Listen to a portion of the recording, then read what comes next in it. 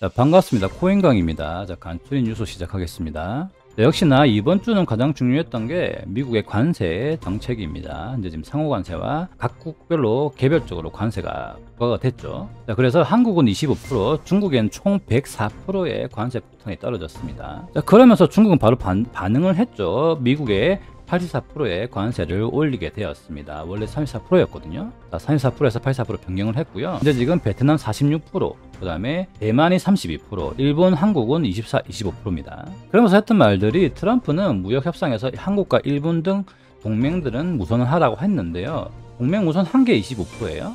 모르겠네요, 이거는. 자, 이러면서 계속적으로 미 국채 금리가 굉장히 상승을 했습니다. 장기채 30년물 국채 금리가 급등을 하게 되었는데요.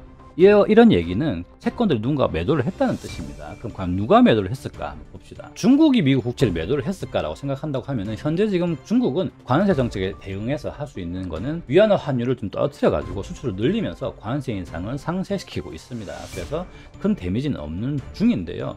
그렇지만 이 부분에서 가장 중요한 게 결국 위안화의 가치가 잘 지켜줘야 돼요. 그러면은 위안화의 가치가 지켜줘야 된다고 하면은 그거를 보존할 수 있는 가장 큰 이유는 이제 중국 정부가 가지고 있는 미국 금이랑 그다음에 국채가 제일 중요합니다. 그걸 많이 가지고 있으면 위안화에 대한 신뢰도가 올라가기 때문에 그래서 글로벌 경제에서 위안화를 받아주게 되는데요. 그렇다 보니 중국 정부에서는 국채를 매도를 한 것처럼 보여지진 않다는 거죠. 자, 그리고 금 같은 경우에는 전 세계 금 시장을 핸들링할 수 있는 국가는 미국 정부인데요. 그러면은 미국채를 팔고 금을 샀을까? 이것도 아니라는 겁니다. 그래서 그럼 누가 팔았느냐?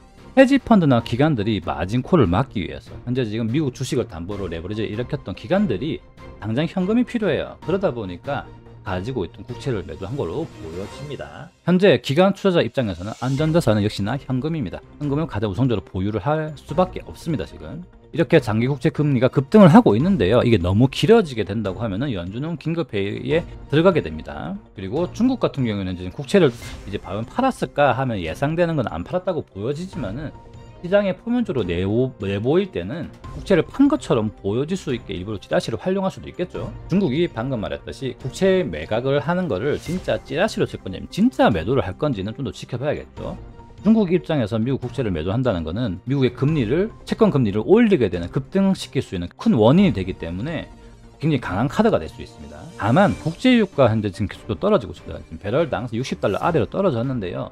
관세 때문에 올라갈 수 있는 CPI 물가지수가 다행히 좀 더 이제 잡아주는 역할을 하고 있는 중입니다. 자, 여기에서 머스크가 트럼프의 반기를 들었습니다. 지금 어쨌든 기업인이기 때문에 현재 지금 도지 보수를 맡고 있긴 하지만은 트럼프에다가 벽돌 자루보다 멍청하다라면서 공격을 좀 했었었네요. 자, 시진핑은 현재 중국 최고 지도자들과 이제 계속적으로 부양책 논의 예정 중에 있는데요. 환율 절하를 통해서 좀 잘 지켜주곤 있긴 합니다. 근데 이렇게 환율을 절하시게 되면서 유동성을 어떻게 풀 건지가 중요하게 되죠. 이런 트럼프의 관세 인상 정책이 다른 나라들한테는 금리 인하 및 부양 정책을 가져오기 때문에 시장에 돈이 풀리게 될 수밖에 없는 상황이 되었습니다. 그리고 중국은 유럽과 굉장히 긴밀한 관계를 유지하고 있는 중이죠. 이러면서 반미 경쟁을 하고 있는 중입니다. 유럽도 현재 지금 돌아선 상태예요.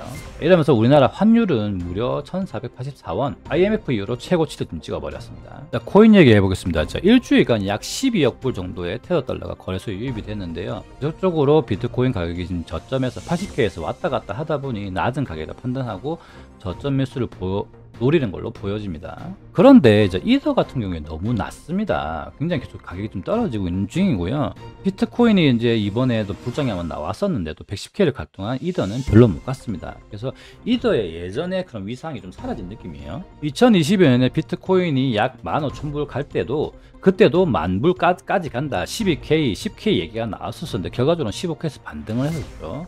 그래서 기관들은 항상 시장의 심리를 이용한다고 하는데 과연 지금 자리가 이제 큰 공포일지 아닐지는 좀 지켜봐야겠죠. 자, 그리고 중요한 발표들은 현재 다음 달 5월 8일에 연준의 금리 결정, 그리고 5월 1일에 일본의 금리 결정을 체크하셔야 됩니다. 지난번 영상에서 제가 일본의 금리 결정, 엔캐리 트레이드에 대한 영향은 말씀드렸었습니다. 한번 찾아보시고요. 정리하자면 현재 지금 미국의 관세 인상 정책으로 인해서 각국들은 금리 인하 및 공매도 금지 같은 조치를 취하는 중인데 오히려 우리나라 같은 경우에는 지금 4월 31일부로 해서 공매도가 오히려 생겼습니다. 현재 미국의 10년물 국채 금리가 4.3%까지 급등을 하게 됐는데요. 기관 투자자들이 채권을 매도한 걸로 보여집니다. 다행히 이제 한국과 일본 같은 우방 국가들에는 우선적으로 협상을 진행한다고 하는데요.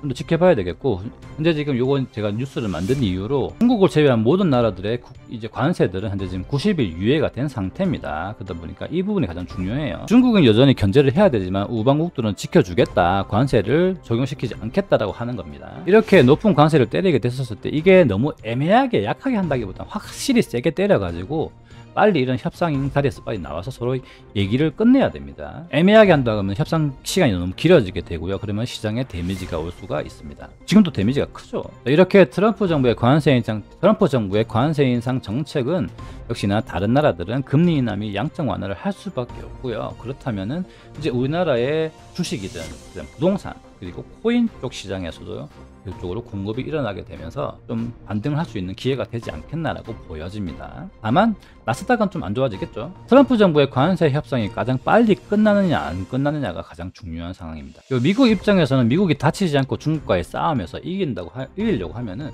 우방국들이 지켜줘야 되거든요. 그래서 현재 지금 이미 90일 유예가 된 상태이기 때문에 중국과의 협상만 남아있는 상태입니다. 사람들이 공포심에 패닉에 빠져 아무것도 하지 않거나 매도할 때 우리는 공격적으로 나가야 됩니다. 현재 지금 충분히 매수할 수 있는 기회가 될 수 있을 것 같아요. 이번 주는 역시나 관세 인상 정책에 대한 내용들이었고요. 자, 지금까지 코인강이었습니다.